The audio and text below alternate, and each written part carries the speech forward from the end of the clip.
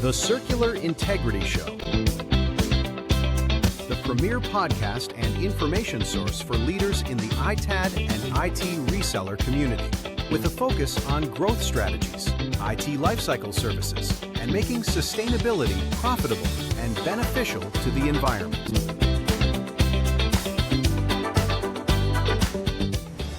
Today we're talking about numbers that are almost hard to comprehend. 758 billion.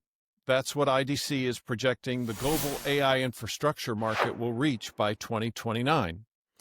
And while everyone's focused on the shiny new AI servers being deployed, we're going to talk about what this means for the other side of the equation, the massive wave of displaced IT assets heading into the secondary market. Joining me today is Laura Graydon, Senior Director of Worldwide Infrastructure Research at IDC, and one of their key analysts. Laura, thanks for being here. Great to be with you. Reuse, reimagine. That stuff below your cut line? Meet your best partner for more cash.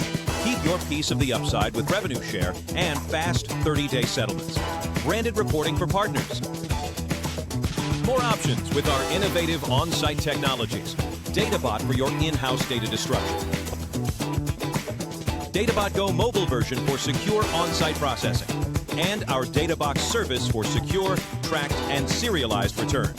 Imagine your upside with early upgrade. Reuse, reimagined. Laura, let's start with the headline. Your latest worldwide quarterly AI infrastructure tracker shows organizations spent $82 billion on AI infrastructure in Q2 2025 alone. That's a 166% year-over-year increase. Help our listeners understand the scale of what's happening. It really is unprecedented, Pete. To put it in perspective, we're seeing quarterly spending that rivals what entire technology sectors used to spend annually. And this isn't a spike, it's sustained, explosive growth.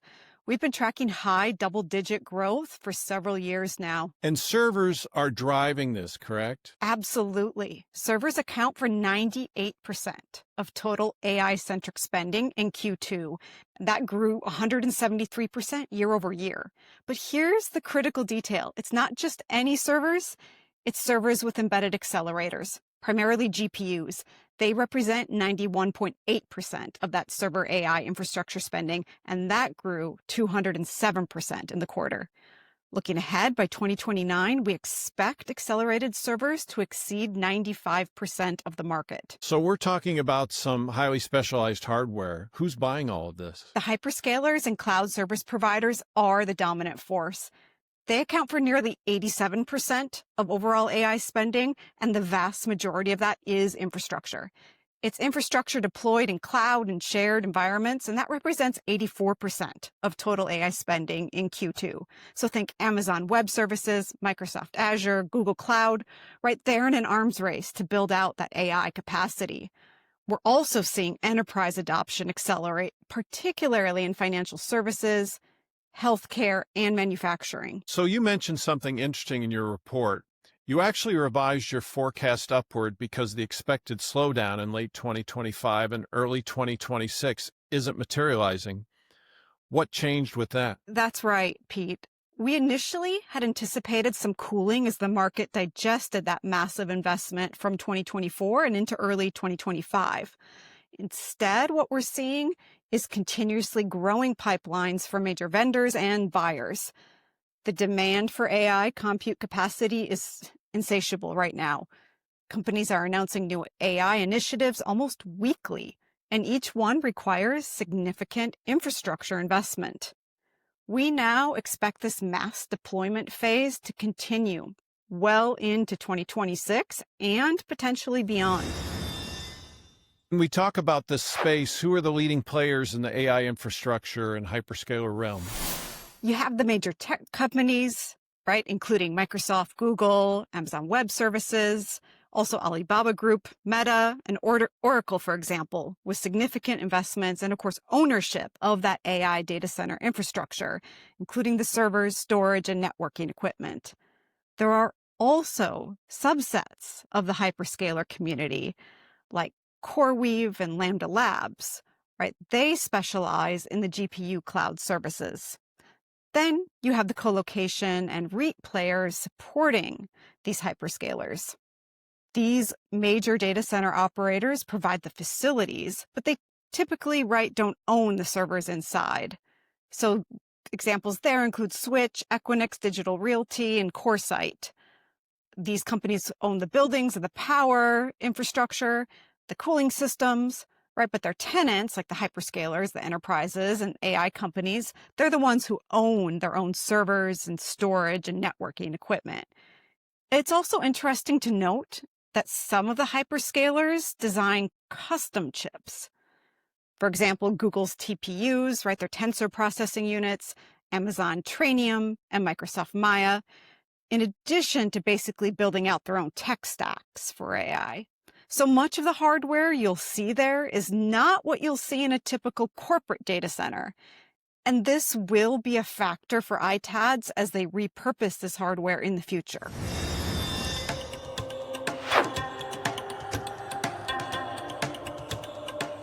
Here's what we often hear.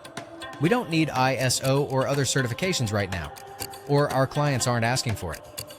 Just because it's not needed today doesn't mean it won't be required tomorrow. Certifications usually take 7 to 16 weeks to complete, that's 2 to 4 months. If a client suddenly requires it, waiting isn't an option. These certifications help you qualify faster for global and OEM contracts. Keeps your operations audit-ready all year. Cuts internal waste and rework. Builds trust with buyers before price is even discussed. For example, a U.S. plastics and machinery manufacturer invested $8,000 in ISO 9001 plus ISO 14001. The next quarter, they qualified for 2 OEM contracts worth $240,000. Another firm in the same space skipped certification and couldn't even bid. ISO isn't an expense, it's proof you're ready when opportunity knocks. Don't wait for a client to demand it be the one already certified. Book your free consultation today with MG Environmental Consulting. Now, here's where it gets really interesting for our audience in the ITAD and circular economy space. All this new infrastructure has to go somewhere, which means existing equipment is being displaced at an unprecedented rate. What are you seeing on the ground? Pete, this story is the story that isn't getting enough. For every $82 billion in new AI infrastructure deployed in a quarter, there's a corresponding wave of displacement, right? These hyperscalers and enterprises aren't just adding capacity, right? Data center construction lead times are on the order of years, not months. So they're replacing existing infrastructure that can't handle the AI workloads. And we're not talking about ancient end-of-life equipment, are we? Not at all.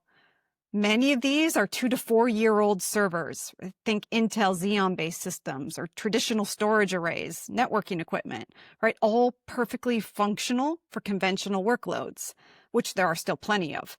They're being retired not because they're broken or obsolete in that traditional sense, but because they lack the specialized GPU accelerators that are needed for the AI training and even inference use cases. Can you quantify the displacement going on? We do track the secondary market directly, and so we can infer the scale.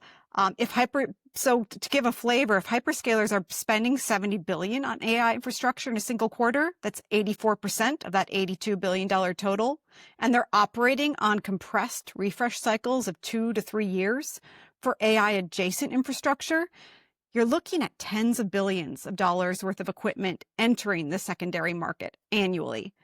And that's just from the hyperscalers. Yeah, that's a tsunami, not a wave. Exactly. And it's accelerating, right? As AI adoption moves beyond hyperscalers and into enterprises, which we expect to happen more significantly by the end of our forecast period, you'll see even more displacement. Every company upgrading to AI-capable infrastructure is retiring something. What about storage? Your report showed 20.5% growth in storage spending for AI infrastructure. Yeah, storage is fascinating because it's driven by the massive data sets required for training AI models, plus the need to store the checkpoints and repositories for inference. What's interesting is that 48% of storage spending is coming from cloud deployments. This means traditional enterprise storage arrays are also being displaced as organizations move to the cloud-based AI platforms or upgrade to higher performance storage systems that are optimized for the AI workloads.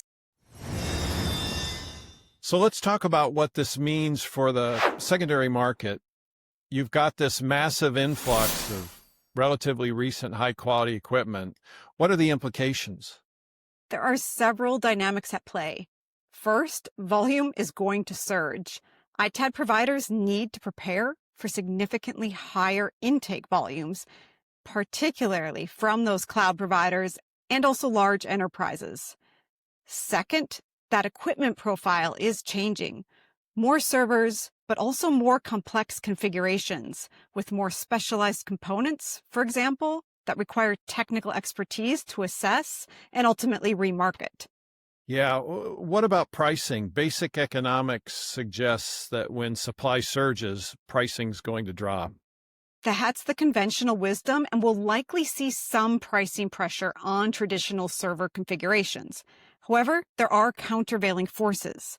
That equipment that's being displaced is still highly capable for non-AI workloads, right? There's strong demand also from emerging markets, smaller enterprises, educational institutions, and overall organizations that still need solid compute capacity, but can't afford or don't need to, right? Cutting-edge AI infrastructure.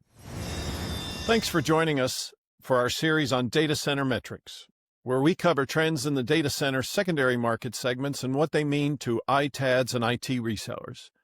Stay tuned for our next episode about trends for servers, storage, and networking that are driving aftermarket opportunities for your business, and our insights on how to capitalize on them for strategic growth. See you next time. You've been listening to the Circular Integrity Show.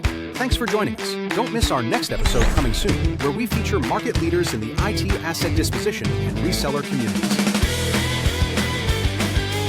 Thanks to our sponsors, Early Upgrade and MG Environmental.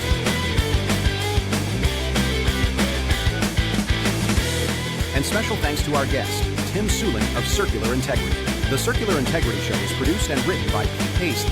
Follow Circular Integrity on LinkedIn for links to more content.